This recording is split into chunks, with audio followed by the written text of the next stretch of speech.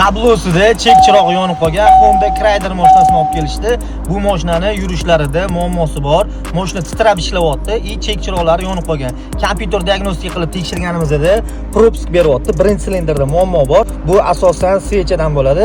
Biz bu mashinani svechalarini hozir yechib ko'rganimizda mashinani svechasi juda yomon holatda. Mana shu yerda igolkasi bo'ladi. Mana igolkasi umuman tugagan, trishina bergan. Mana shu yerda yorilgan joyi bor.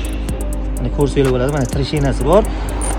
Xo'p, aslida o'zi mana bunaqa bo'ladi. Bu ham BU svecha, lekin buni igolkasi mana ninasi turibdi. Bu silindrda mana trishina bo'lgan. Bu svechaniki igolkasi kalta bo'lib ketgan. Hozir biz bu mashinaga svechalarni yangisini qo'yib beramiz. Xudo xolasa, cheklarni o'chirib, hamma joylarini cho'kka ishlangan qilib beramiz. Kimning mashinasida shunaqa muammolar bo'layotgan bo'lsa, Lifecar o'ziga murojaat qilsanglar, xudo xolasa ishinglarni chiroyli qilib bitkazib beramiz. Sog' bo'linglar, salomat bo'ling.